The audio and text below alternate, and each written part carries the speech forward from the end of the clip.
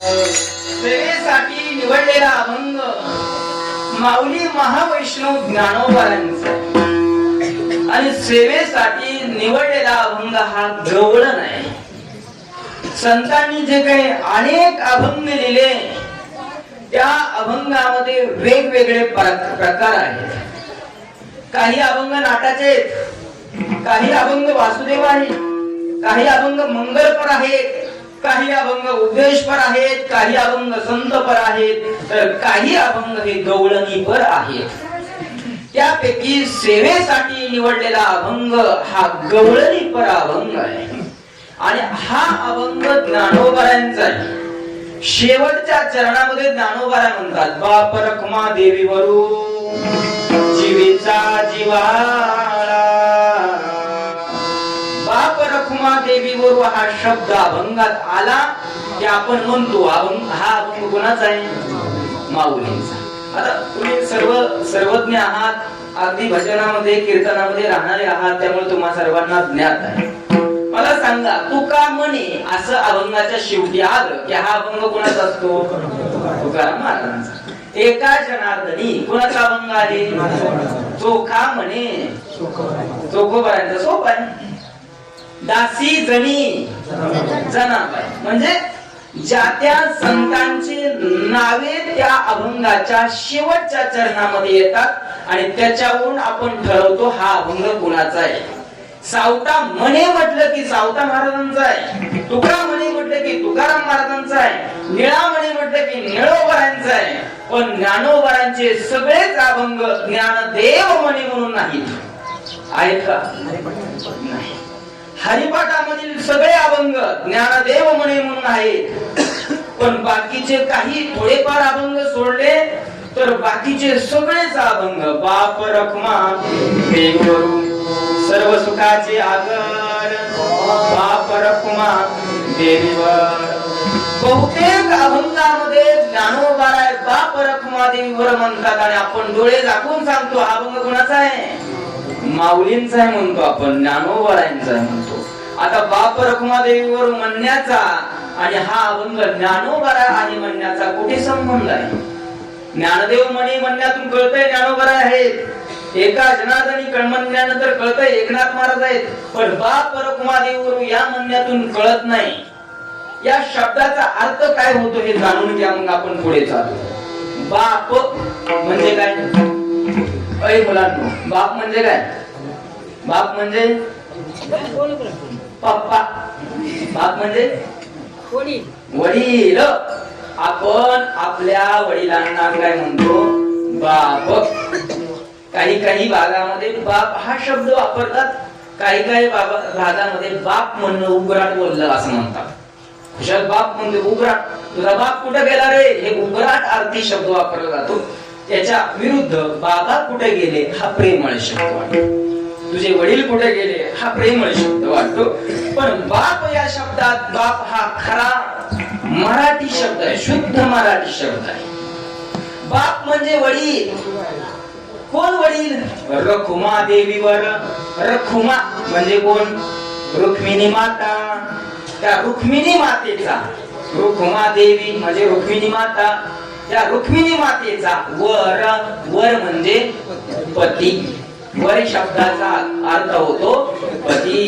हा वर कक्ष आहे, हा वधू कक्ष आहे असं मंगल कार्यामध्ये लिहिलं असतं. वर कक्ष, वधू कक्ष. वर म्हणजे पती. त्याच्याकडून आठवलं म्हणून सहज सांगतो, आपला विषय लक्षात ठेवा, इकडे तिकडे जाऊ नका. एक मनुष्य जावई होता एका गावात आला. लग्न झाल्यानंतर पहिल्यांदाच आला होता. गावामध्ये हनुमंतरायांचं मंदिर होतं, मंदिरामध्ये दर्शन करण्याकरता आला. कट्ट्यावर काही माणसं बसले होते, त्यांनी पाहिलं नवीनच माणूस दिसतोय, कोण आहे आपण कधी पाहिलं नाही, नक्की विचारू तरी कोण आहे. राम राम. राम राम. पाहुणे कोण तुम्ही? तुमचं नाव काय? तुम्ही कुठले? तुमचा संबंध काय? या गावीला कोण आहे? असं वगैरे अनेक प्रश्न विचारले. त्याला वाटलं आपलं नाव सांगून काय याला कळणार नाही, म्हणून तो म्हटला तुम्ही कोण? म्हटल्यानंतर तो म्हटला मी जनावर. काय म्हणता? मी जनावर आहे. त्यांनी पायाच्या बोटापासून ते डोक्याच्या शिंडीपर्यंत व्यवस्थित पाहिलं. एक जण म्हातार मागून गेलं, मागून पाहिलं, नक्कीच हा जनावर आहे का? मनुष्य आहे. अहो म्हणे काय एवढं का मला बारकाईने पाहता? अहो तुम्ही म्हणताय मी जनावर आहे, पण ना तुम्हाला शिफ्टी दिसते, ना तुम्हाला 4 पाय दिसतात, ना तुम्हाला शिंग दिसतात, काहीच नाही, सगळं माणसासारखंच आहे. तुम्ही जनावर कसं काय करून? बरं चांगलं बोलताय, जनावरासारखं नाही वागत. माणसं म्हणतात काय काय नाही जनावरासारखं वाग. जनावरासारखं नाही, जनावराची उपमा देतात, गाढवाची, घोड्याची, बैलाची, पण तशी बोलतीच उपमा तुमच्या ठिकाणी दिसत नाही. तुम्ही जनावर कसं? तो म्हटला हो तुमच्या गावामधली एक पोरगी गेली, मी त्या गावचा मी जाव आहे, त्या मुलीचं नाव आहे जना, आणि त्या जनाचा मी वर आहे, म्हणून म्हटलं जनावर. विठ्ठल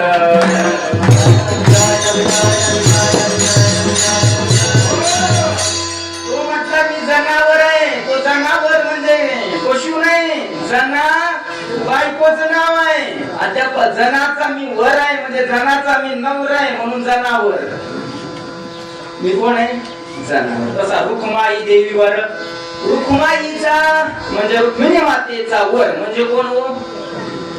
पती म्हणजे कोण? पण नाव काय? पांडुरंग. म्हणजे त्याला श्रीकृष्ण, त्यालाच विठ्ठल असं म्हटलं जातं. तर ज्ञानोबरायण आपलं नाव घेत असताना म्हणतात सरळ विठ्ठल हा शब्द वापरतात. बाप रुक्मादेवीवर म्हणजे काय? विठ्ठल. कारण माझा बाप म्हणजे रुक्माईचा पती म्हणजे कोण? विठ्ठल. तर ज्ञानोबराय ज्ञानदेव हा शब्द न वापरता बाप रखुमादेवीवर शब्द वापरतात, म्हणजे देवाचा नावाचा उल्लेख करतात, स्वतःच्या नावाचा नाही. त्याचं कारण काय ते तुम्हाला सांगतो. विठ्ठल ज्ञानोबरायांनी वयाच्या 16व्या वर्षी ज्ञानेश्वरी सांगितली, हे सर्वांना माहिती. नेवासा या ठिकाणी ज्ञानोबरायांनी ज्ञानेश्वरी सांगितली म्हणतोय. सांगितली म्हणतोय मी. ज्ञानेश्वरी सांगितली आणि लिहिली कोणी?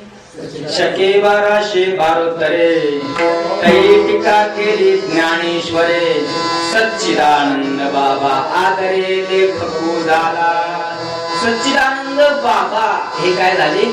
लेखक झाले. त्यामुळे हा जो फोटो आहे ना, हा फोटो माझ्या मते चुकीचा आहे. का माहितीये का? त्या जो ग्रंथ दिसतोय ना त्याच्यावर ज्ञानेश्वरी हा शब्द लिहिलेला आहे का? आणि हातामध्ये शाई वगैरे दाखवली. ज्ञानोबरांनी ज्ञानेश्वरी लिहिलीच नाही.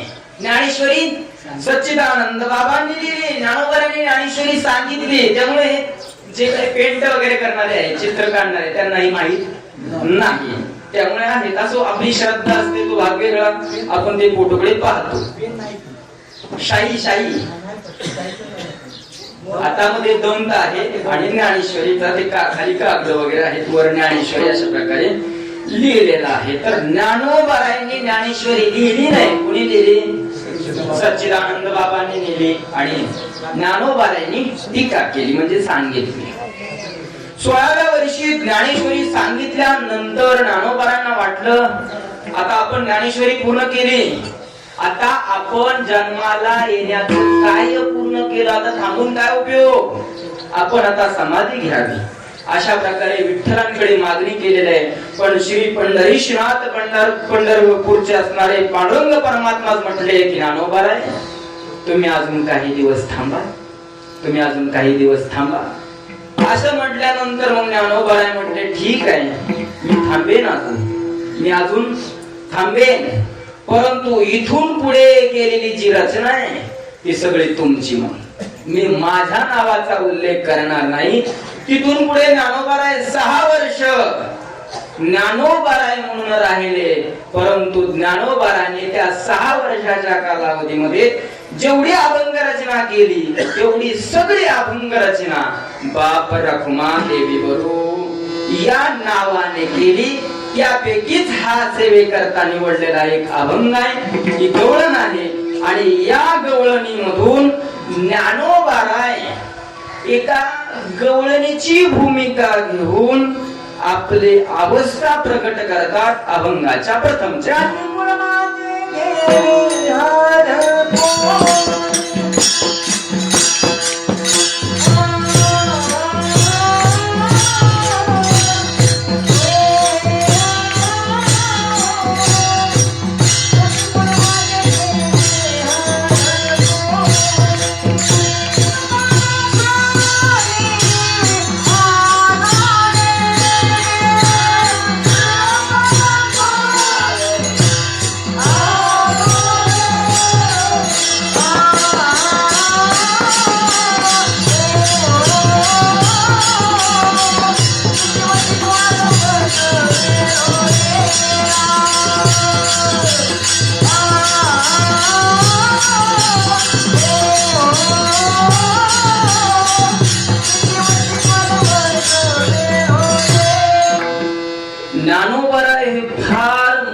कलाकार आहेत. ज्ञानोबारायांनी या अभंगामध्ये एक भूमिका केलेली आहे. ज्ञानोबाराय स्वतःला एका गवळणीची उपमा देतात. मी स्वतः एक गवळण आहे असं समजून ज्ञानोबाराय उल्लेख करतात. ज्ञानोबारायांनी या अभंगातून स्थिती व्यक्त केलेली आहे. एका गवळणीची स्थिती व्यक्त केलेली आहे. परमार्थामध्ये परिस्थितीला फार महत्व नसतं, स्थितीला फार महत्व असतं. आम्ही किती वर्ष झालं परमार्थ करतोय याला काहीच महत्व नाही. याच्यापेक्षा एवढ्या वर्षाच्या परमार्थामध्ये आमच्या मनाची स्थिती काय झाली याला फार महत्व आहे. लोक अगदी अभिमानाने सांगतात, महाराज 40 वर्ष झालं वारी करतोय पंढरीची. किती? 40 वर्ष. कुणालाही भेटलं तरी सांगतात 40 वर्ष पट्ट्या 40 वर्ष पंढरीची वारी करतोय. अरे बाबा 40 वर्ष पंढरीची वारी करतोय ठीक आहे, पण अजून तुझा मांसाहार सुटत नाही, अजून माळ घालावी अशी इच्छा होत नाही. काय 40 वर्ष पंढरीची वारी करतो, काय उपयोग काय? किती वारी केली याला फार महत्व नाही, किती पारायण केली याला फार महत्व नाही. एवढं करून तुझ्या अंतकरणामध्ये किती बदल झालाय, देवाविषयी किती गोडी निर्माण झाली याला फार महत्व आहे. काय काय म्हणतात महाराज 5वीलाच गळ्यामध्ये माळ टांगली. आमच्या गळ्यामध्ये माळ टांगणं आणि खुटीला माळ टांगणं समान असतं. समान तेव्हा असतं ज्या वेळेला गळ्यामध्ये माळ असून सुद्धा माणसं खोटं बोलतात, खोटं व्यवहार करतात. खोटा जर गळ्यामध्ये तुळशीची माळ असून जर खोटा व्यवहार घडत असेल आपल्याकडून, आपण जर वाईट वागत असेल, आपण जर दुर्जनासारखं वर्तणूक करत असेल तर आपल्या त्या माळ असण्याला काही उपयोग नाही. म्हणून परमार्थामध्ये अवस्थेला फार महत्व आहे. एका गवळणीची अवस्था व्यक्त करतात. गोकुळामध्ये ज्या काही गवळणी होत्या त्या गवळणीचे एकूण 3 प्रकार पडतात. म्हणजे जेवढ्या काही स्त्रिया होत्या त्या सगळ्या स्त्रियांना गवळणी असं म्हटलं जातं. या स्त्रियांचे 3 प्रकार होते. काही स्त्रिया या कुवारी होत्या, अर्थात त्यांचं लग्न झालेलं नव्हतं. काही गवळणी या लग्न झालेल्या विवाहित होत्या आणि काही स्त्रिया या सासवा होत्या. म्हणजे सगळ्यात उच्च लेवल सासवा, सुना आणि लेकी अशा प्रकारे 3 प्रकारच्या गवळणी गोकुळामध्ये नांदत होत्या. लेकी, सुना आणि सासवा. यामध्ये सासवा आणि लेकी या मुक्त होत्या. सगळ्यांचं भगवान श्रीकृष्णावर प्रेम होतं. सगळ्यांना श्रीकृष्ण हवासा होता. सगळ्यांनाच वाटायचं देवाला भेटावं. सगळेजण देवाला भेटण्याचा प्रयत्न करायचे. परंतु त्या सासवाला ज्या वेळेला इच्छा होईल त्या वेळेला ते भगवान श्रीकृष्णाला भेटू शकत होत्या, मुक्त होत्या. ज्या कन्या होत्या, लेकी होत्या, त्या सुद्धा आपल्या आई वडिलांच्याच घरी असल्यामुळे, मुक्तता असल्यामुळे इच्छा होईल तेव्हा भेटू शकत होत्या. पण ज्या 2 नंबरचे म्हणजे कोण, सुना, त्या सुनांना मात्र भगवंताला भेटता येत नव्हतं. मुद्दाम काहीतरी भगवंतांना भेटण्याचं निमित्त काढायच्या. मग भरलेला घडा असला तर तो रीता करायच्या आणि सासूला म्हणायच्या, अहो पाणी कसलंच घरात नाही, पाणी आणायसाठी जावं लागतंय. आणि ते पाणी आणण्याच्या निमित्ताने बैला ओलंडोणी रीता करी घट, मिस पाण्याची गोविंदाची चट. भरलेला घट पाण्याचा बैला ओलंडोणी रीता करी घट, रीता करायच्या आणि निमित्त मिस पाण्याची, मिस फक्त पाण्याचं पण गोविंदाची चट. मनामध्ये मात्र गोविंदाला भेटण्याची इच्छा होती. अशी ही गवळण होती. निमित्त काढायचं पाण्याचं आणि पाणी आणण्याच्या निमित्ताने गोविंदाला भेटून यायचं. त्या सासवाने चांगलंच लक्ष ठेवलं, माझी सुनबाई नक्की जाते कुठे. या सासवा म्हणजे का नाही जरा वेगळ्याच असतात. ज्या सुना असतात ना तोपर्यंत त्यांना जो त्रास दिलाय त्यांना वाटतं मी का नाही द्यायचा माझ्या सुनाला त्रास, मी भोगला मग आपल्यापेक्षा पुढचा. सासू, सा म्हणजे सारख्या, सू म्हणजे सूचना, सारख्या सूचना ज्या देतात त्यांना म्हणायचं सासू.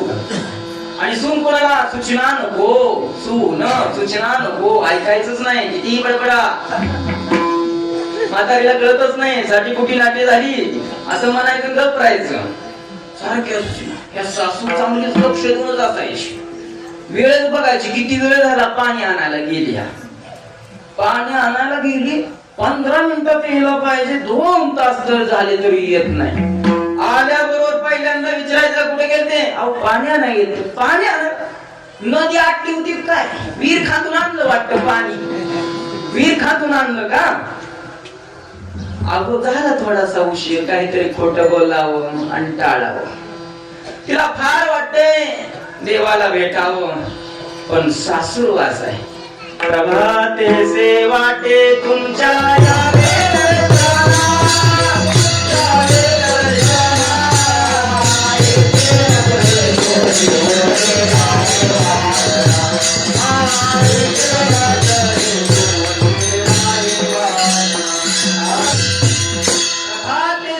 सकाळ सकाळी असं वाटतंय तुमच्या दर्शनाला यावं, पण इथं चोरी नाही जुळत. सासवदेकडे काय?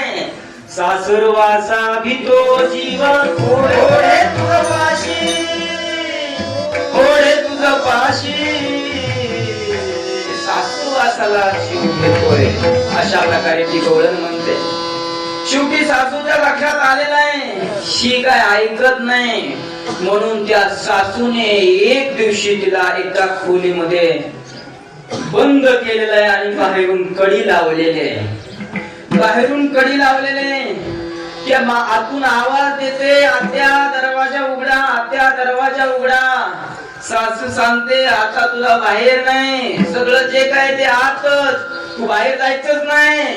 कोणाला भेटायला जाते आम्हाला नाही माहित. शंका घेऊ लागल्या सुनावर सासवा.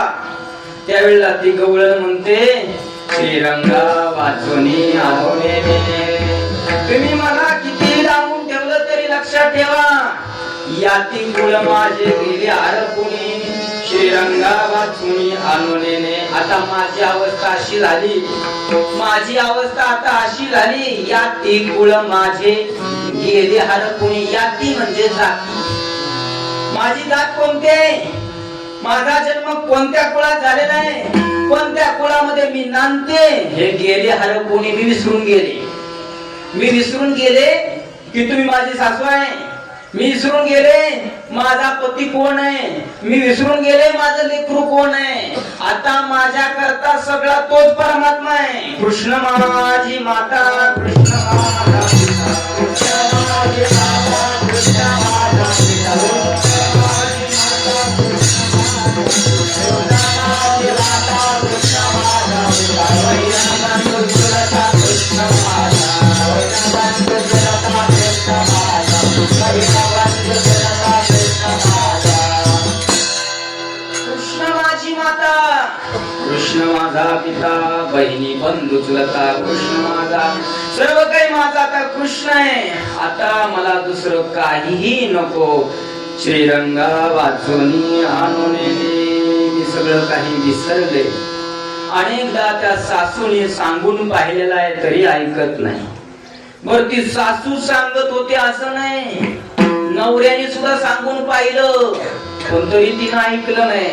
नवरा फार दूरचा, स्वतः भगवान श्रीकृष्णाने एकदा सांगून पाहिलं गवळणींना, तुम्ही माझ्या नादी लागू नका, तुमचं लग्न झालंय आता, माझ्या नादी लागू नका. त्याचं कारण असं होतं, या सुंदर असणाऱ्या युवतीच्या स्त्रिया होत्या, त्या युवती स्त्रिया भगवान श्रीकृष्णावर ज्या प्रेम करत होत्या, त्या पतीवत प्रेम करत होत्या.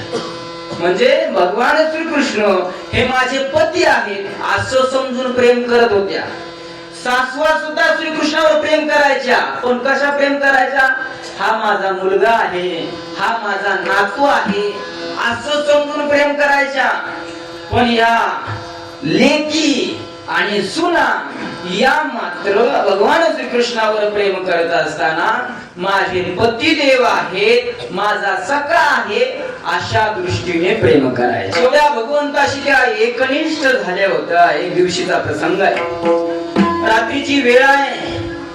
रात्री 9च्या वेळेला भगवान श्रीकृष्ण यमुनेच्या तीरी बसलेले आहेत आणि यमुनेच्या तीरी बसून भगवान श्रीकृष्णाने बासरी काढली आणि बासरी वाजवू लागलेली आहे. त्या बासरीचा आवाज दुळणीने ऐकला. तुझ्या मुरलीची ध्वनी अकर्पिता पडली कानी, विवळ झाले अंतःकरणी, मी गरदंडा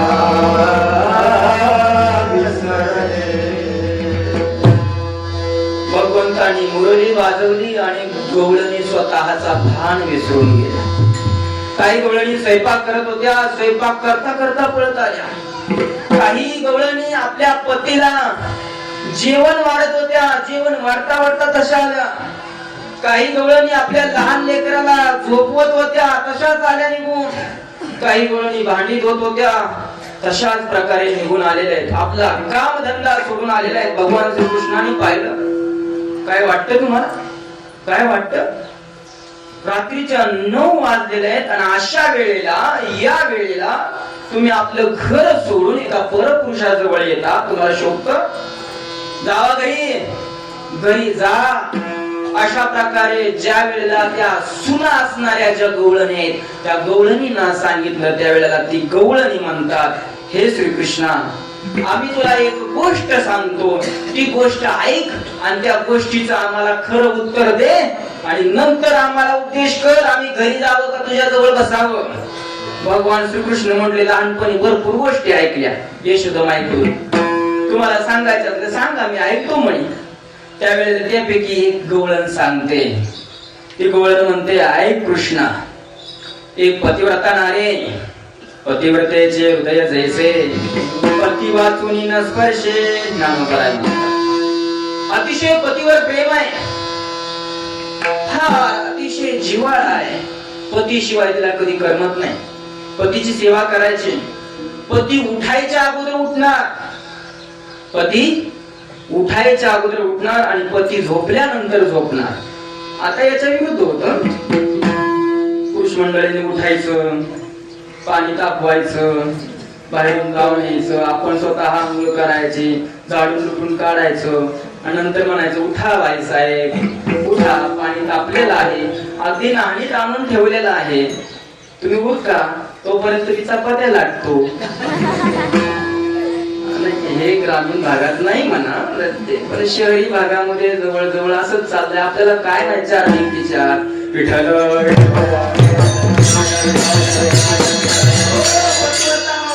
पतीची सेवा करते. पतीची सेवा करावी, पाय दाबावे, पाय दाबता दाबता पती झोपल्यानंतर आपण झोपावं, अशा प्रकारचा तिचा दिनक्रम चाललाय. पतीला जीव घालावं, नंतर आपण जेवावं.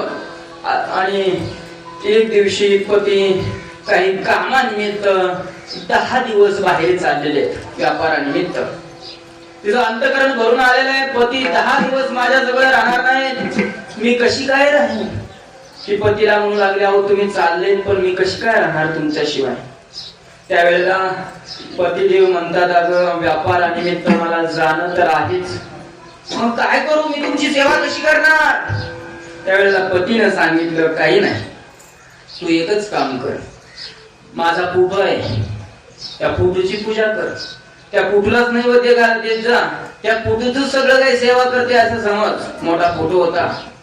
फोटो म्हणजे मेल्यानंतर तयार करतात तसला फोटो नाही, मोठा बॅनर अशा तयार केलेला, काय हाऊस असते, समोर आल्या आल्या समोर काय असतो, फोटो असतो, घरातील मेन माणसाचा असतो. ते फोटो आहे, त्या फोटोची पूजा करायला सांगितलेले आहे. ते रोज नित्यनेमाने त्या फोटोला पुसायचे. ते फोटोला पुसणं म्हणजे पतिदेवाला आंघोळ घातली असं ते समजायचे. जेवण करायच्या अगोदर त्या फोटोच्या समोर नैवेद्याचं ताट, जेवढा पतींना जेवणाकरता वेळ लागतोय तेवढा वेळ ते नैवेद्याचं ताट तिथे ठेवायचं, तेच पुन्हा आपण ग्रहण करायचं प्रसाद म्हणून. रात्री झोपताना त्या पोटवर असं वस्त्र टाकायचं आणि समजायचं पतिदेव आता झोपले. अशा प्रकारे तिची सेवा चालू आहे. 10 दिवस पूर्ण झाले आणि 10व्या दिवसाच्या रात्री 11च्या दरम्यान तिचे पती आलेले. दरवाजा आवाज दिलेला आहे, ठक ठक ठक ठक असा दरवाजा आवाज दिलेला आहे. त्यावेळेला ही त्या पुटूला झोपी घालत होती. पुटूला झोप घालत होती म्हणजे ती पुटू आपल्या दृष्टीने पुटू, तिच्या दृष्टीने पती समजून ती तशा प्रकारे सेवा करत होती. पुटूची ती सेवा करते तेवढ्यात पती आले. पतीने आवाज दिला, दरवाजा उघड. असं कोण सांगतंय? कोण सांगतंय? बोला, कोण सांगते असं? गवळण. कोणाला सांगते? भगवान श्रीकृष्णाला. गवळणी श्रीकृष्णाला विचारतात, अरे कृष्णा, आता आम्हाला सांगा, त्या स्त्रीने त्या पुटूची सेवा करावी की समोर येऊन दरवाजा उघडून त्या नवऱ्याला आत घ्यावं? सांग बर.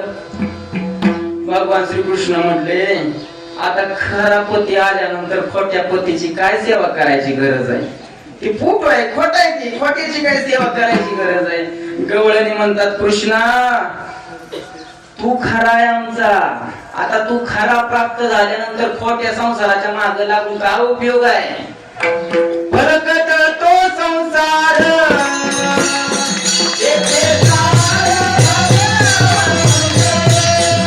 हा संसार खोटा आहे. खरा असणारा तू आहे आणि तू आम्हाला प्राप्त झाल्यामुळे आता आम्ही खोट्याच्या माग लागणार नाही. स्वतः भगवान श्रीकृष्ण सांगतात, तुम्ही माझ्यापासून दूर व्हा. तरी सुद्धा त्या गवळणी दूर होत नाही. घरातल्या सासवा, घरातले पती, बाहू, माहेरचे सगळे मंडळी सांगून सांगून थकले, परंतु तरी सुद्धा ती गवळण ऐकत नाही. गवळण म्हणते काय? श्रीरंगा वाचोनी आणून रे. या श्रीरंगा वाचून मला आता दुसरं कोणीही आवडत नाही.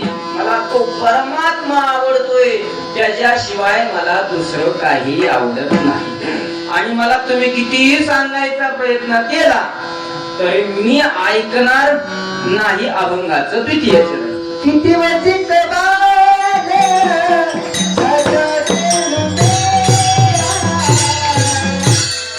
गवळण म्हणते, किती हो शिकवाल मज वेळ वेळा. तुम्ही मला किती वेळ वेळा सांगितलं, किती शिकवलं तरी मी तया गोवळा रतलिये. तया गोवळा रतलिये. तया म्हणजे त्या, गोवळा म्हणजे गोवळ्याचं पोरग, म्हणजे कोण? कृष्ण.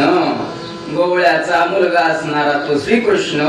त्या श्रीकृष्णाच्या ठिकाणी माझं मन हे रतलय. रतलय म्हणजे रतलिया म्हणजे आसक्त झालंय. त्या परमात्म्याच्या ठिकाणी माझं मन आसक्त झाले, त्यामुळे त्याच्याशिवाय मला दुसरं काही आवडत नाही. श्रीरंगा वाचुनी आणून काहीच आवडत नाही. साधू संतांना देवच आवडतो, देवा व्यतिरिक्त दुसरं काही आवडत नाही. आणि ज्यांना देवच आवडतो त्यांना म्हणायचं संत. आवडे निरंतर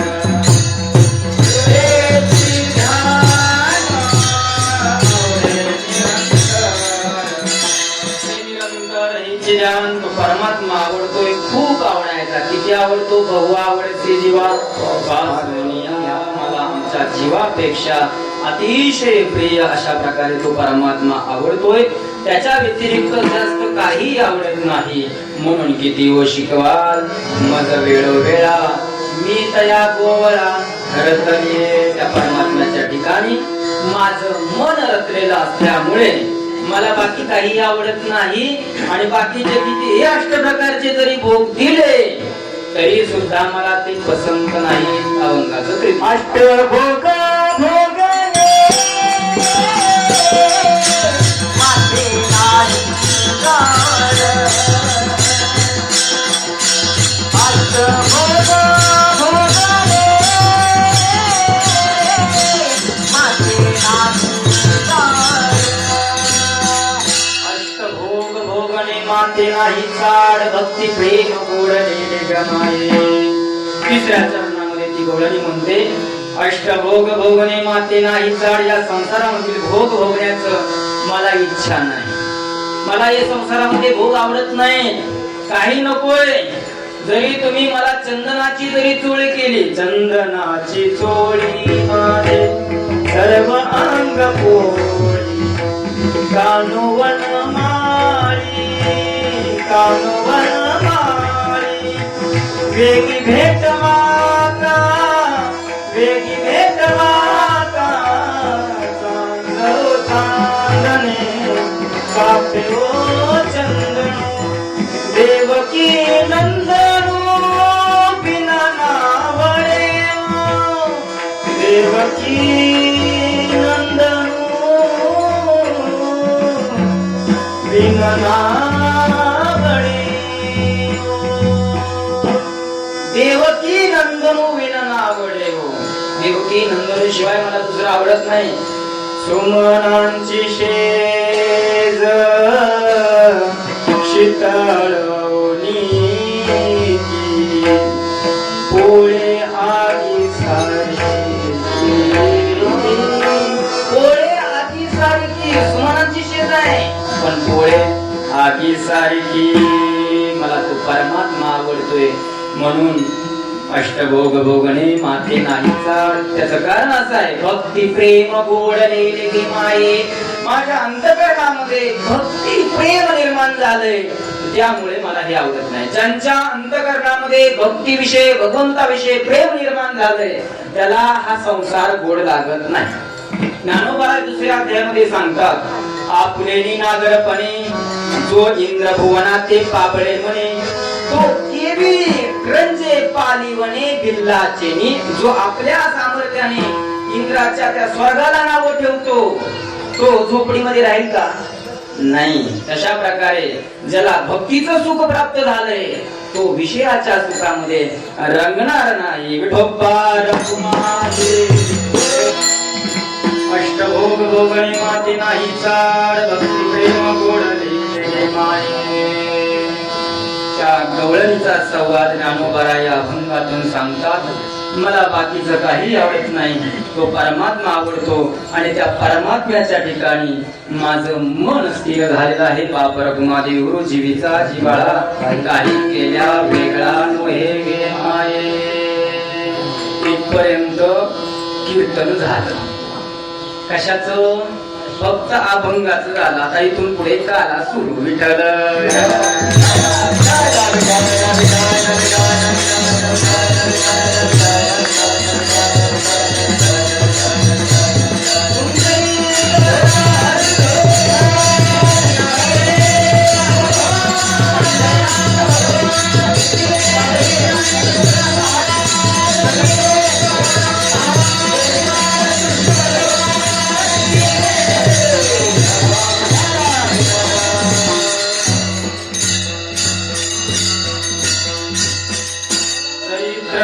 उच्चारावे केले दिवे गोकुळे. हे दशे चरित्र केले नारायणे रांगता गोधने राखीत आहे. भगवंतांनी गोकुळामध्ये जे काही चरित्र केलं त्या चरित्राचा उल्लेख करून कार्याची सांगता करायची असते असा हा नियम आहे. आणि या नियमानुसार अभंग सुद्धा असाच घेतला होता की ज्याच्याद्वारा आपल्याला भगवंताच्या लीलेविषयीच बोलता येईल. भगवान श्रीकृष्णांनी चरित्र केलं ते गोकुळात केलं, त्या व्यतिरिक्त मथुरेमध्ये सुद्धा होते आणि द्वारकेमध्ये सुद्धा होते. पण आजच्या दिवशी आपल्याला मथुरेतलं चरित्र नाही सांगायचं आणि द्वारकेतलं सुद्धा नाही सांगायचं. कुठलं सांगायचंय? देवे केले गोकुळे. गोकुळामध्ये देवाने ते चरित्र केले. हे दशे चरित्र येणार रांगता रांगत असताना आणि गोधने चारित आहे अशा प्रकारे केलेलं चरित्र त्याचा आपल्याला उल्लेख करायचा आहे. भगवान श्रीकृष्ण ज्या रूपाने अवतरित झाले त्याचं कारण त्याची निमित्त अनेक आहे. भगवंत स्वतः गीतेमध्ये सांगतात, यदा यदा हि धर्मस्य ग्लानिर्भवति भारत अभ्युत्थानं धर्मस्य तदात्मानं सृजाम्यहम्. कंसाने अहंकार माजवला, स्वतःला देव समजू लागला. ईश्वरम अहम, मी ईश्वर आहे. त्या विष्णूची कुणी पूजा करायची नाही. विष्णू रिटायर झाला, आता विष्णूची कुणी पूजा करायची नाही. कंसाने सरळ सांगितलं होतं, हरिपाठ बंद करा म्हणला. आता कंसाचा पाठ सुरू करा. कीर्तन हरि कीर्तन नाही, कंस कीर्तन. कंसावर कीर्तन करायची. यज्ञ सुद्धा हरीसाठी यज्ञ नाही, कंसासाठी यज्ञ. आणि जे कोणी हरीसाठी कीर्तन करतील, जे कोणी हरीसाठी यज्ञ करतील, त्यांना प्राणदंड. ज्याला बघेल त्याला मारू लागला, स्वतःला ईश्वर म्हणू लागला, असा अहंकार माजवला. पृथ्वी या पापाने तप्त झालेले आणि पृथ्वी माता ब्रह्मदेवाकडे गेलेले. ब्रह्मदेव भगवान शंकरासहित भगवान विष्णूकडे गेलेले. गायीचं रूप धारण केलेली ती वत्स रूपाने असलेली पृथ्वी भगवंताला विनंती करते, देवा तुम्ही अवताराला या. भगवंताने हो म्हटलेले आहे, तथास्तु म्हटलेले आहे. त्याप्रमाणे अवतार कार्य घेण्याचं ठरवलेलं आहे.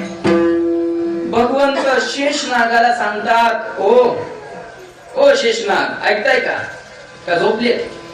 शेषनाग भगवंत म्हटले, मी नाही झोपलो, माझ्या अंगावर तुम्ही झोपलेले. आता या वर्षी आपल्याला जायचंय बरं का, या जन्म घ्यायचंय आपल्याला.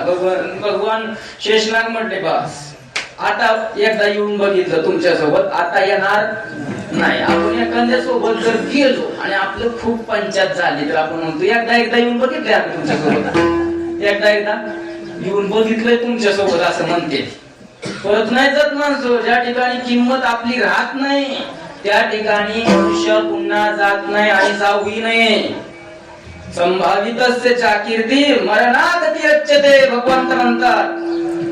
संभावित पुरुषाला कीर्ती ही अपकीर्ती ही मरणापेक्षा भयंकर असते. बलराम दादा शेषनाग म्हणतात, मागच्या वेळेला लक्ष्मणाच्या रूपाने आलो होतो. 14 वर्ष खाल्लं नाही, काहीच खाल्लं नव्हतं 14 वर्ष. का? कारण हे छोटे होते, फळं वगैरे तुडून आणायचे द्यायचे. यांच्या समोर ठेवल्यानंतर हे खात म्हणायचे नाही, यांनी खायचं ते वापरायचे. बरं 14 वर्ष खाल्लं नाही यात विशेष नाही, झोपले सुद्धा नाही. कारण यांचा नियम होता, देव म्हटले जेवण करा तर जेवायचं, देव म्हटले आता झोपा तर झोपायचं. देव रात्री झोपलेले आहेत आणि आपण जर झोपावं तर राक्षस येतील. दंडकारण्यामध्ये राहत होते, पंचवटीमध्ये असताना राक्षस येतील म्हणून झोपलेच नाही. 14 वर्ष फार त्रास झाला, उपाशी राहावा लागला. आता नाही. भगवंत म्हटले, त्यावेळेला तू होता धाकटा, त्यामुळे तुला असं भोगावं लागलं. आता तू होत वरला, तुझं मी ऐकीन. हे फक्त म्हटलं, परत व्हायचं तेच झालं. ठीक आहे, तिथं मान हलवलेले आहे, सगळं ठरलेलं आहे. इकडे देवकीचं आणि वसुदेवाचं लग्न झालेलं आहे आणि लग्नामध्येच विघ्न उडवला. कंस एवढा कठोर होता, पण त्याच्या मनामध्ये त्याची जी बहीण देवकी तिच्याविषयी फार प्रेम होतं. मनुष्य किती जरी कठोर असला ना, त्याच्या अंतःकरणात कुठे ना कुठे कुणाविषयी तरी प्रेम असतं. त्याला देवकी विषयी फारच अतिशय प्रेम होतं. तो देवकीला म्हणायचा, देवकी तुला काय पाहिजे सांग, तू स्वर्ग म्हटला तर स्वर्ग तुझ्यासाठी झाडामध्ये टाकेन. लग्न झाल्यानंतर झालं म्हणतात ना, त्याच्यामध्ये स्वर्ग देईन म्हणे. तुला काय पाहिजे ते माग, कल्पवृक्ष म्हटलं तर कल्पवृक्ष देईन. देवकी म्हटले, काही नको, तुझं प्रेम असंच राहावं एवढंच पाहिजे, बाकी काही नको. एवढं प्रेम आहे. स्वतः सारथी झाला, ड्रायव्हर, रथ हाकण्याकरता प्रेमाने रथ हाकतोय, तेवढ्यात वीज गडाळलेले आणि आकाशवाणी झाली, हे दुष्ट कंसा, ज्या बहिणीच्या लग्नामध्ये एवढा नाचतोय, एवढ्या उड्या मारतोय, त्या बहिणीचाच 8वा पुत्र तुझा काय ठरेल. असं ऐकलं, हातातला लगाम खाली टाकला, तलवार बाजूला काढली आणि देवकीला मारू लागला. देवकीला मारू लागल्यानंतर वसुदेवाने हात धरलेला आहे, थांबा, का मारता म्हणे, का मारता? आता ऐकलं नाही का आकाशाची वाणी काय सांगून गेली, हिचा 8वा गर्भ माझा काळ आहे. ऐकलं नाही तू? बैरा झाला, ऐकलं म्हणे. पण 8वा पुत्र आहे, पहिले 7 नाही, 8वा आहे, 8वा येईल, अजून कितीतरी 8वा लागल, टाइम आहे. बर हिचा काय दोष आहे? हिला तर जर तू मारशील तर जगामध्ये तुझी अपकीर्ती होईल. एका बलाढ्य अशा कंसाने एका स्त्रीची हत्या केली. अरे तुला लढायचं असेल तर माझ्यासोबत युद्ध कर. त्यावेळेला तिला खरंच मारणे झालं. म्हणजे हिला मारून काय उपयोग आहे? आपल्याला आपली अपकीर्ती होईल. तुरुंगामध्ये टाकलं. काही वर्षानंतर पुत्र झालेला आहे. जन्माला आलं की मारावं, जन्माला आलं की मारावं, अशा प्रकारे 6 पुत्रांना मारावं. 7वा जो गर्भ आहे तो भगवंताने योग मायेने वसुदेवाची दुसरी पत्नी रोहिणी तिच्या गर्भामध्ये प्रविष्ट केला. याला वाटलं मला भिवून अगोदरच मेला गर्भ. कंसाला वाटायला लागलं माझा एवढा दरार आहे की हा पोरग जन्माला यायच्या अगोदरच मेलं. तर त्याला चिंता पडली, आता जे जन्माला येईल ते 7वं मानायचं का 8वं मानायचं? कारण 7वं आलंच नाही, 7वं आलंच नाही. आता मग हे 8वं मानायचं का 7वं मानायचं? त्याला चिंता लागली. रात्रंदिवस झोप नाही. झोपलं तरी स्वप्नात 8वा, रात्री झोपलं तरी स्वप्नात 8वा, जागृती सुद्धा 8वा, जेवायला बसला तरी 8वा दिसायचा, पाण्यात सुद्धा 8वा. आता हरी बाहेर हरी, हरीने घर कोण दिली अशी त्याची स्थिती झाली. भक्ती न करता एवढ्या स्थितीला पोहोचलेला आहे सारखा ते 8व्याच स्मरण करतोय. आणि भगवंत देवकी मातेच्या गर्भामध्ये प्रविष्ट झाले. ते देवकीचं तेज हजारो सूर्यांपेक्षा अतिशय तेजस्वी अशा प्रकारे आहे. 9 महिने 9 दिवसानंतर भगवंत त्या ठिकाणी प्रगट झाले. प्रगट झाले त्यावेळेला सगळे मथुरेमध्ये असलेले, कारागृहामध्ये असलेले जेवढे सगळे सैनिक होते त्या सगळ्यांना गाढ झोप लागली होती. कंसाला एवढ्या वर्षामध्ये कधी झोप नाही, पण त्या दिवशी गाढ झोपलेला होता. सगळे झोपलेले. भगवंताने आपल्या मायेने सगळ्यांना झोपी घातलेला आहे. आणि भगवंत बालवेशामध्ये प्रगट झाले. आणि भगवंत वसुदेवाला म्हणतात, ओ बाबा मला आता तुम्ही उचला आणि घेऊन चला. कुठं? नंदाच्या घराला.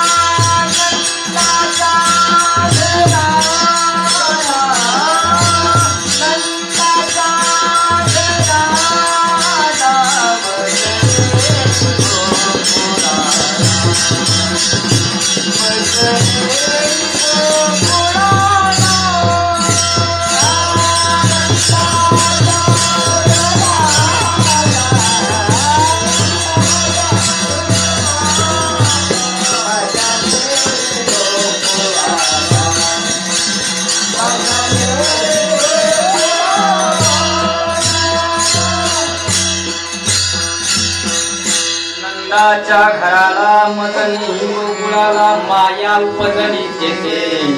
देवी मदनी येते.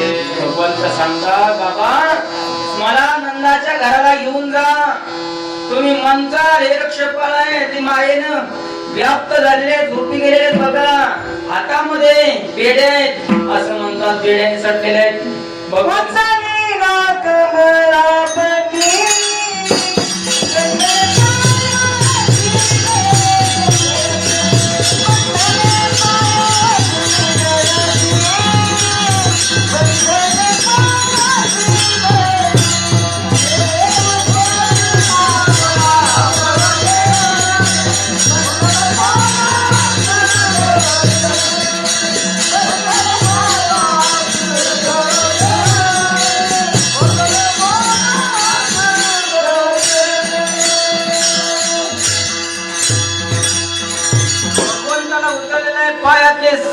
चंदननिष्ठ झालेले भगवंताला घेऊन नंद बाबाच्या दारामध्ये गेलेले. जातानाचा तो प्रसंग माहीतच आहे. नदीला पूर आलेला होता. भगवंतानी आपल्या डोक्यावर वसुदेवाने डोक्यावर टोपी घेतलेली आहे, त्याच्यामध्ये टाकलेलं आहे. पुढे चाललेले आहेत. नदी माता जी आहे यमुना माता, त्यांना वाटते भगवंताचं दर्शन करावं, त्याच्याकरता वर येत आहेत. पाय भगवंतानी काढला, दर्शन घेतलेलं आहे. पुन्हा यमुना माता खाली गेलेले आहेत. भगवंताला त्या ठिकाणी ठेवलेलं आहे. त्या ठिकाणी कन्येचा जन्म झालेला होता, परंतु तरी सुद्धा यशोदा माईला सूद नाही. त्या कन्येला घेतलेलं आहे. भगवान श्रीकृष्णाला तिथे ठेवलेलं आहे आणि त्या कन्येला घेऊन इकडे मथुरेला आल्यानंतर ती कन्या रडू लागली. कंस जागा झाला, पळत येऊन पाहतोय तर कन्या 8वा मुलगा होणार होता. ही मुलगी कशी काय झाली, कोणी का असं हिला जिवंत नाही ठेवायची म्हणून मारू लागले. तेवढ्या ती कन्या आकाशात गेलेले चतुर्भुज रूप धारण केलेलं आहे. आदिशक्ती माता होती ती आणि तिने सांगितले, अरे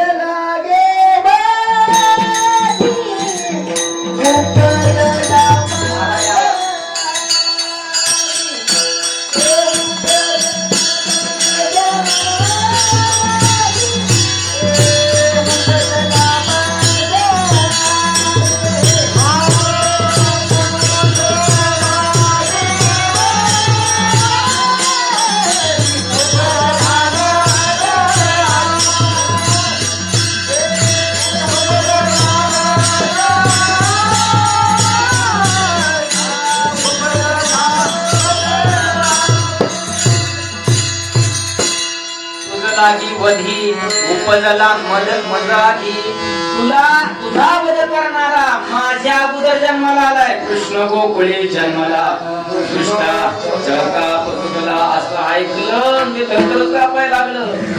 आता काय माझं घर नाही, इकडे हे झालं आणि तिकडे होता कृष्णाचा अवतार. आनंद करती बरोबर भगवान श्रीकृष्णाचा जन्म झाला आणि एक गवळण दुसऱ्या गवळणीला सांगू लागलं.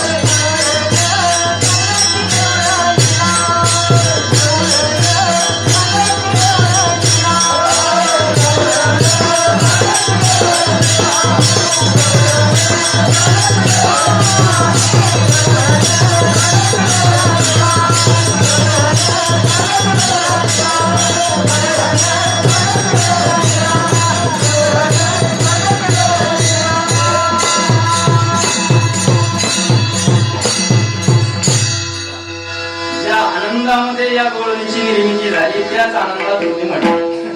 गवळ्यानं सांगितली गवळणी एक गवळण दुसऱ्या गवळणीला सांगू लागले, अगं ऐकलं का, अगं ऐकलं का, काय झालं, पुत्र झाला यशोदेला. एक गवळी दुसऱ्या दुसऱ्या गवळीला सांगतोय असं नाही म्हटलेलं.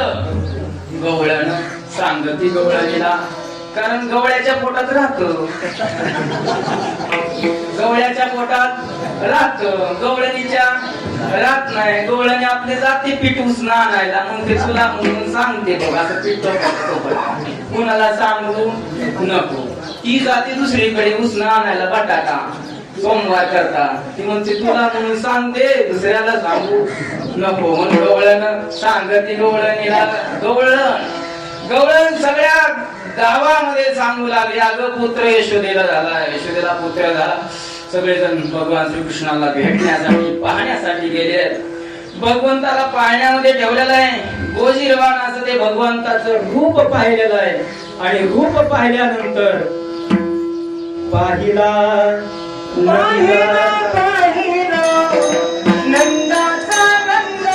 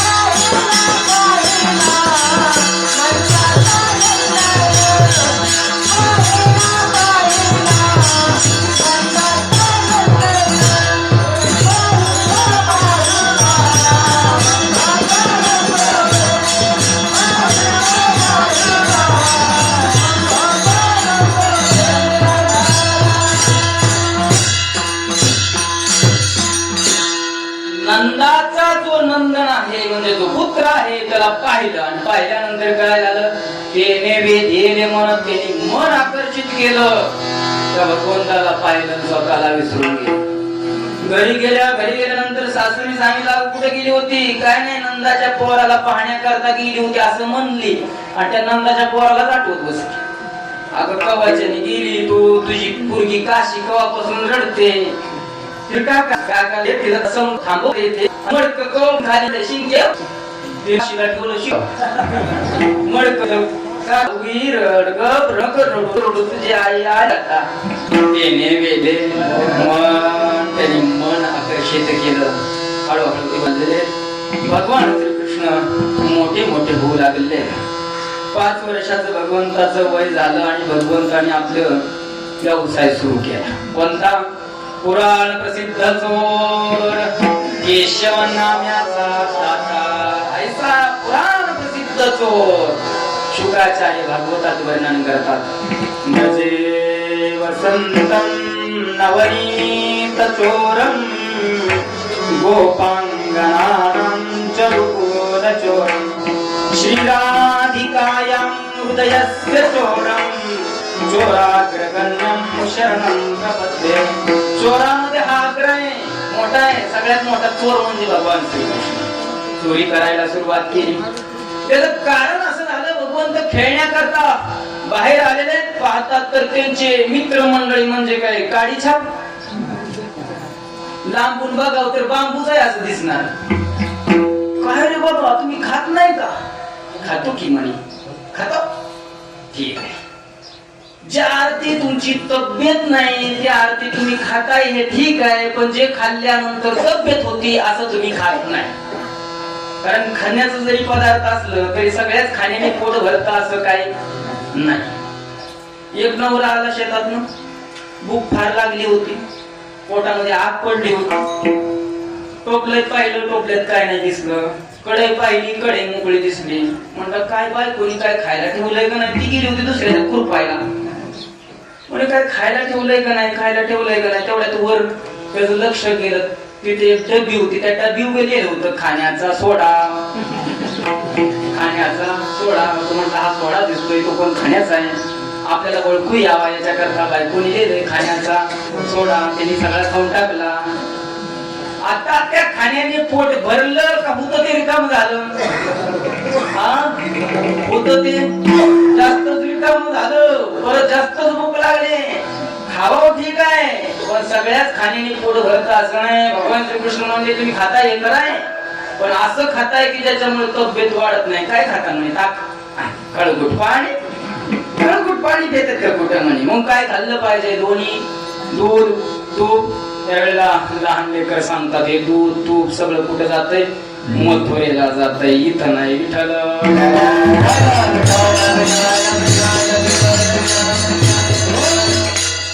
भगवंताला हे आवडलं नाही. भगवंत म्हटले ठीक आहे, आपण कसं जातोय मथुरेला तेच बघू म्हणे. मथुरेला जाऊन द्यायचं नाही. मग काय करायचं? कोण दिल का आपल्याला? नाही, चोरी करायची. भगवंत म्हटले चोरी करायची. पेंद्या म्हटला चोरी कशी करायची? म्हणे मी शिकवतो, मी त्याच्यामध्ये ट्रेन आहे, त्या बाबतीत तुम्हाला काय अडचण येणार नाही. पण एखाद्या वेळेला आपण जर सापडलो तर भगवंताने सांगितलं आपण चटणी घेऊन जायची. काय घेऊन जायचं? चटणी घेऊन जायची. जर कोण पळत आलं तर डोळ्यात टाकायची. काय करायचं? डोळ्यात टाकायची. पेंद्या म्हटला डोळ्यात टाकणार ते ठीक आहे, पण ती बाय जर चष्मा घालून आली तर? चष्मा घालून आली तर काय करायचं? डोळ्यात टाकून उपयोग काय? त्यावेळेला भगवान श्रीकृष्ण सांगतात आपण सोबत काठी घेऊन जायचे, सराटे. ते सराटे टाकले, पायात सराटे बुडतील, मग ते पळत येणार नाही. पण चपला घालून आली तर? भगवान श्रीकृष्ण म्हटले आपण गोट्या सोबत घेऊन जायच्या, गोट्या टाकायच्या, चपल्या घेऊन घसरे खाली पडले, पण त्यात नवी वाचली तर? भगवंत म्हटले तिथंच मर. भगवंताच्या क्रियेविषयी संशय घ्यायचा नाही. विठ्ठल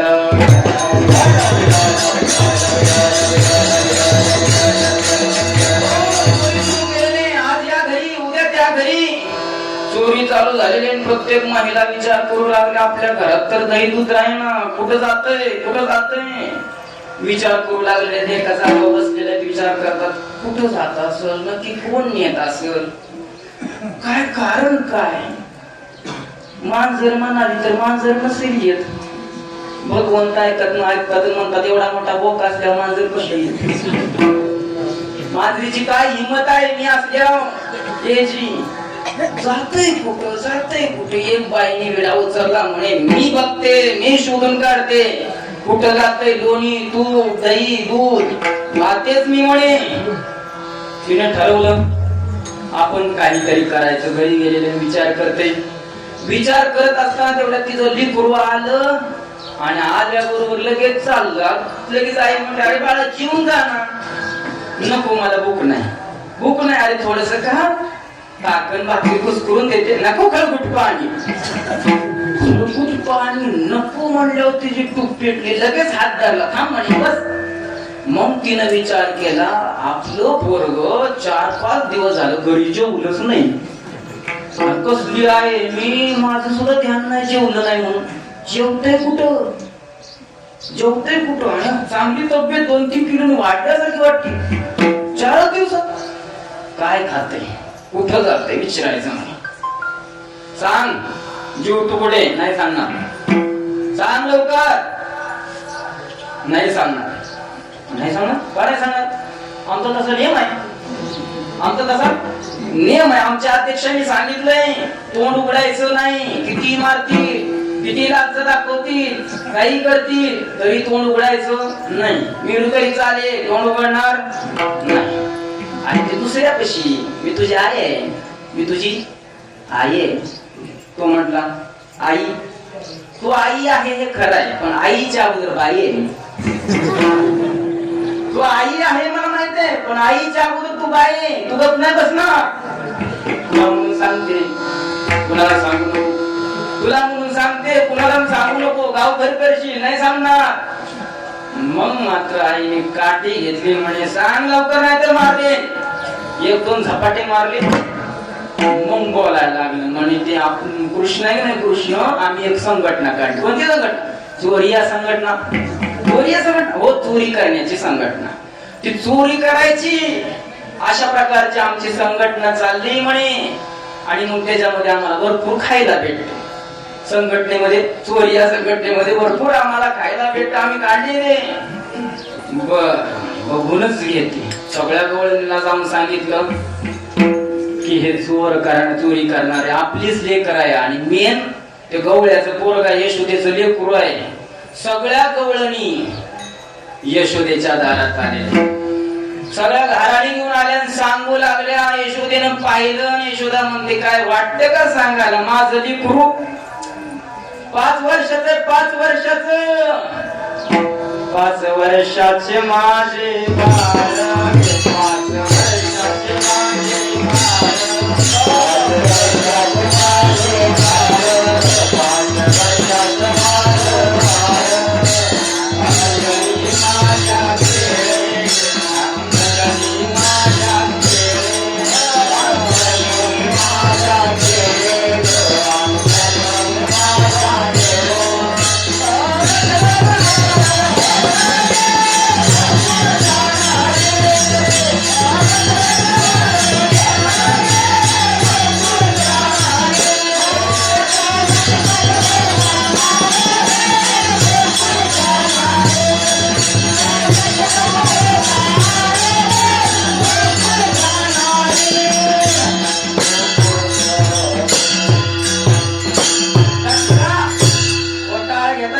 तुम्ही 5 वर्षाचं लेकरू आहे. एवढं लेकरू कुठं चोरी करत असतं का? उगाच काही सांगताय तुम्ही, ज्याची गोटी लपवताय, आळ घेता उगाच म्हणे वगैरे वगैरे वगैरे भरपूर सांगितलं. त्यावेळेला गवळणीने ठरवलं पुरावाशिवाय काय नसतं. पुरावा असला म्हणजे बोलायला चान्स आहे. सगळ्या गवळणीनं ठरवलं पकडून दाखवायचं कृष्णाला. एक गवळण तिथंच म्हटली एवढं तुझं दिसतंय काट, पण किती मोठं आहे ते आम्हाला माहित आहे, आम्ही पकडूनच दाखवतो म्हणून. एक गवळण म्हटली. भगवान श्रीकृष्ण पेंद्याला भेटले. त्या महिला जी म्हटली का नाही तिच्याविषयी थोडं गांभीर्याने आपल्याला विचार केला पाहिजे. हे असं आपल्याविषयी बोलणं काही योग्य नाही. असं कुणीही येऊन बोलत असेल तर आपली संघटना लवकरच बंद पडण्याचं दिसतंय. तर पेंद्या तू तिचा नंबर टिपून घे, तिचं नाव लिहून घे, तिच्या बापाचं तिच्या खानदानाचं सगळं नाव लिहून घे, घर नंबर लिहून घे. तिचं बघतोच तिच्याकडे म्हणे. पेंद्या म्हटलं सगळं तयार आहे. ठीक आहे, मग कधी जायचं? उद्या जायचं का? पेंद्या म्हटला उद्या नाही आजच जायचं. त्याच रात्री जायचं ठरवलेलं आहे. तिने ठरवलं होतं पकडून दाखवायचं. रात्रीची वेळ झालेली, भगवंत आलेले. भगवंतांनी सांगितलं डोळे झाका. पोराने डोळे झाकलं. आत आले, डोळे उघडा. हे वक्ताच कार्यक्रम होता. डोळे झाकले की बाहेर असायचे, डोळे उघडा म्हणते की आत असायचे. कशी येतात कुठून येतात कुणालाच माहित नसायचं. आत आले. आत आल्यानंतर डेरा फोडलेला आहे, सगळं दही दूध वगैरे केलेलं आहे. कुणाला कळून गेलं नाही. गुपचूप झोपले होते. झोपल्यानंतर इकडे भगवंत गेलेले तिकडे हे खातच आहे. भगवंतानी तिची गवळण होती, त्या गवळणीची वेणी आणि तिच्या पतीची दाढी, त्या दोन्हीची गाड बांधली. काय केली? गाड बांधली. आता हिची जी वेणी होती ती चांगली कमरे एवढी होती आणि याची दाढी चांगली इथपर्यंत बीबीपर्यंत होती. याला दाढी राखायची चांगली सवय होती आणि हिला वेणी राखायची चांगली सवय होती. चांगल्याचा वाईटाचा नाही प्रश्न, पण प्रश्न हा काढला हिची उंची होती याच्यापेक्षा मोठी आणि हिची उंची कमी. आता किती असेल याचा अंदाज मी आता नाही सांगू शकत. का? कारण तो काळ आहे द्वापार युगाचा. द्वापार युगामध्ये लोकांच्या उंच्या जास्त होत्या, आता कमी. आता जास्तीत जास्त माणसांची उंची 5-6 फूट एवढ्या दरम्यान असतात. ते आता कलियुगामध्ये उंची कमी झाली आहे. कलियुगाच्या अंती तर 2 फूट उंची सगळ्यात जास्त राहील. किती? 2 फूट. 2 फुटाच्या वर माणसांची उंची नसणार आहे असं कलियुगामध्ये सांगितलेलं आहे. या काळामध्ये 11-12 फूट उंचीची लोक होती. त्यामुळे किती असेल हे अंदाज मी सांगत नाही, फक्त मी एवढं सांगतो ती गवळण मोठी होती उंचीने आणि हे हा मात्र लहान. म्हणजे गवळण उभा राहिली की हा आपल्या खांद्यालाच लागायचा, खांद्याला खाली असं. ते लग्नामध्ये हार घालताना तुला पाटा उभा राहून त्याने हार घातला होता. विठ्ठल विठ्ठल हार घातला होता. झालं सकाळ पहाट झालेले, चोरी करून हे निघून गेले. निघून गेल्यानंतर हा नवरा उठला लवकर. याला सकाळ सकाळी 4 वाजता जायची सवय होती आणि ज्यांना ज्या वेळेला जाण्याची सवय असते त्या वेळेला नेमकं जाग यायची. आता ही उठायची निवांत. हा 4 वाजताच उठला, याला काही आवडणं गेलं. उठला तसाच पोटाला हात लावला आणि तसाच उठला. तेवढ्या तिच्या विहिणीला हिसका बसला, ह्याच्या दाढीला हिसका बसला. हिसका बसल्यानंतर म्हातारी म्हणते आता चेष्टा करायचं वय राहिलं का हो? आता दाढी काळ्याची पांढरी झाली, कलप लावून लावून पुन्हा काळी करताय, तो भाग वेगळा. पण आता चेष्टा करायची मस्करी करायची वेळ राहिली का आता? म्हातारं म्हणतोय मी कुठं चेष्टा करतोय, मला कुठं हाऊस आहे चेष्टा करायची. तूच माझी दाढी वळती खाली, लयच माझ्या दाढी तुला डोळा आहे. सोड म्हणे दाढी, लवकर मला जायचंय. डोळं चोळत चोळत बघते व्यवस्थित असं माग वळून, तिची माग विहिणी पुढं दाढी माग व्यवस्थित बघताय ना. हात लावला मग तिच्या लक्षात आलं ही काय केलेलं आहे, गाठ बांधलेली आहे. गाठ बांधल्यानंतर मग म्हणे आता गाठ कोणी बांधली, कोण सोडणार, कसं सोडायची. बायकोनी सोडण्याचा असा हात माग करून प्रयत्न केला पण सुटेना गेली. अहो तुम्ही सोडा ना, तुम्ही सोडा, कारण माझा हात उलटा आहे, तुमचा हात सहज आहे, तुम्ही सोडा. त्यांनी सोडण्याचा प्रयत्न केला पण तरी सुद्धा सुटेना गेली. मग काय करा म्हणे कापू. कापण्याकरता कातर शोधतात, चाकू शोधतात, पण चाकू तिथं सापडेना. कुठं आहे? दुसऱ्या मजल्यावर आहे, माळवदाचं घर दुसऱ्या मजल्यावर आहे. बायको पुढे चालते, हा मागा चालतोय. बायको दुसऱ्या पायरी चढल्या, हा असाच लोंबकतच. तसेच लोंबकत लोंबकत लोंबकत वर गेले. याला दाढीला ओढ पडत होती, ह्याच्या विणीला ओढ पडत होती. वर गेलेले तोडण्याचा प्रयत्न केला, कापण्याचा प्रयत्न केला, जाळण्याचा प्रयत्न केला, पण काहीच फरक पडेना, तरी निष्ठेना. मग मात्र याच्या लक्षात आलं म्हणे काय ग, तू काल लय मोठमोठ्याने म्हणत होती कृष्णाला पकडून दाखवेन, कृष्णाला पकडून दाखवेन. हे कृष्णाचंच काम आहे म्हणे, आता त्याच्याशिवाय दुसरं नाही कोण काय करू शकणार. तसंच बाहेर निघले लोंबकत लोंबकतच.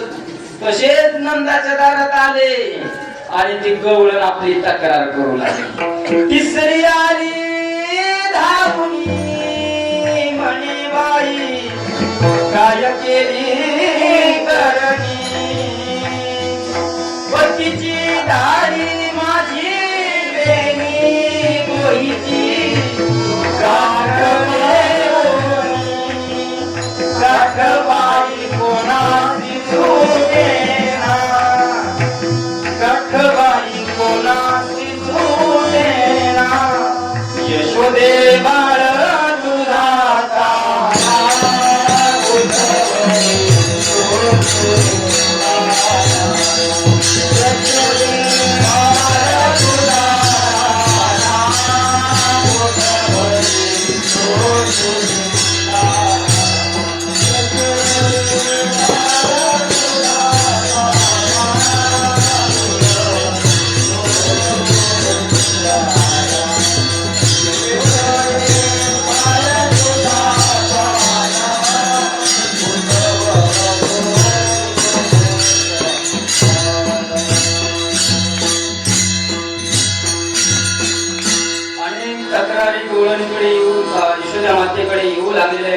तक्रार करतात.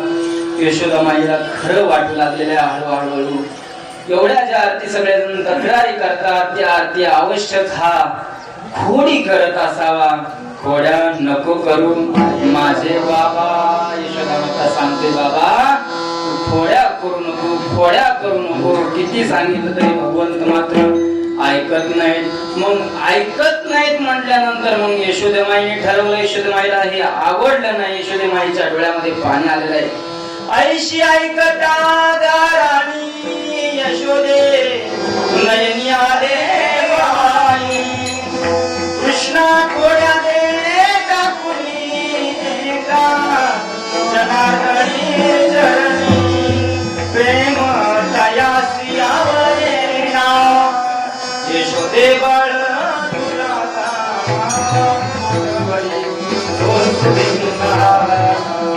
यशोदामाईने सांगितलं, कृष्णा आता बस, आता तू शाळेत जायचं, 9 लाख गाया घ्यायच्या आणि शाळेत जायचं. शाळा म्हणजे गवळ्यांची शाळा म्हणजे गायी राखणं. गायी राखण्याकरता भगवंत यमुनेच्या तीरी वृंदावनामध्ये गायी घेऊन गेलेले आहेत. भगवंत त्या ठिकाणी जातात, दिवसभर खेळ खेळतात, गायी राखतात. गायी गोपाळ यमुनेच्या तटी राखण्याकरता यावं. त्या ठिकाणी सुद्धा अनेक राक्षसांचा भगवंतांनी वध केला. सगळं केल्यानंतर भगवंतांनी काला खाण्याकरता बसावं. सगळ्यांचा जे काही घरच्या शिदोऱ्या आहेत त्या एकत्रित कराव्या आणि त्या शिदोऱ्या एकत्रित करून एकमेकाला चाराव्या. अशा प्रकारे भगवंताचा क्रम चालू आहे. ते काला पाहण्याकरता स्वर्गातले देव येऊ लागले, पण पाहून थांबले नाही. त्यावेळी विषान पुंसास संगस्ते शुभजायते, संगात संजायते, कामात क्रोधवी जायते. त्या इंद्रादी देवांना वाटलं आपल्याला सुद्धा खायला भेटलं पाहिजे. हे काला नसतं बघून उपयोग नाही, त्याचा आस्वाद भेटला पाहिजे. म्हणे कसा भेटेल म्हणून त्यांनी गोकुळ त्या सगळ्या देवांनी हात पुढे केले, पण देवानी नाही दिलं. देव म्हटले हा काला कुणाला बी नाही, हा काला फक्त वारकऱ्यांना नाही, गोपाळांना नाही, भक्तांना नाही, तुम्हाला नाही. ठीक आहे म्हणे, आपण तो रूप धारण करू. ब्रह्मदेव सहित सगळे देव गवळ्याचं म्हणजे गोकुळातील जे लहान लहान लेकर होते त्यांची रूप धारण करून तिथं आलेले. भगवंत वाटत असताना त्यांचा हात चुकवायचे दुसऱ्याला द्यायचे, म्हणजे असं वाटायचे त्यांचा हात चुकवायचे दुसऱ्याला द्यायचे. ते परत पुढे यायचे, हात पुढे करायचे, तरी त्यांना चुकवायचे पुढे द्यायचे. हे म्हणे बघ तुझी यांच्याकडे कस काय येत नाही ते बघ. हात धुवायला तरी येतील कुठं? यमुनेच्या डोहामध्ये हात धुवायला येतील, यमुनेच्या नदीमध्ये येतील. मग त्यावेळेला तर हाताला लागलेलं जे खरकट आहे ते तरी आपल्याला खायला भेटेल असं देवांना वाटलं. पण भगवंताने सांगितलं पोरांनो काला खाऊन झाला का? हो म्हणे. पोट भरलं का? भरलं. आता हात धुवायला यमुनेच्या डोहावर जायचं नाही. मग हात कुठं पुसायचं? असं म्हटल्यानंतर भगवंताने सांगितलं हात तुमचं ते सांगा, ते माग पुसा, माग पुसा. असं का म्हणे तिथं बाजूला उभा आहे, ते खाऊन टाकेल, तिकडे जायचं नाही. असं ठिकाण सांगितलं की देव माशी जरी बनले तरी त्या ठिकाणी बसणार नाही.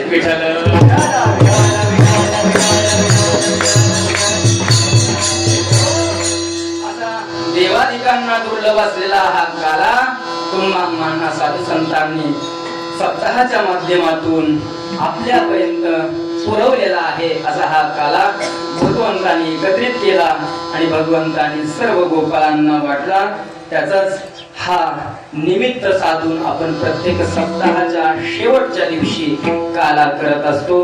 गोपाळ म्हटले आता वेळ झाली, खरोखरच वेळ झाली. 12:30 वाजून 5 मिनिटं झाले. कीर्तन 11:15 सुरू झालं होतं. वेळ झालेली आहे आणि वरून सुद्धा तशी वॉर्निंगच आली होती.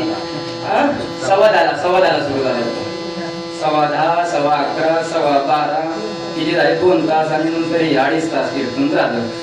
असो अवघे मिळवणी गोपाळ सगळे मिळून गोपाळ मिळले. झाली आता वेळ म्हणती शिदोऱ्या सगळ्या गोळ्या केले आणि भगवंत सर्वांना एकमेकाला देत आहेत. कुंडली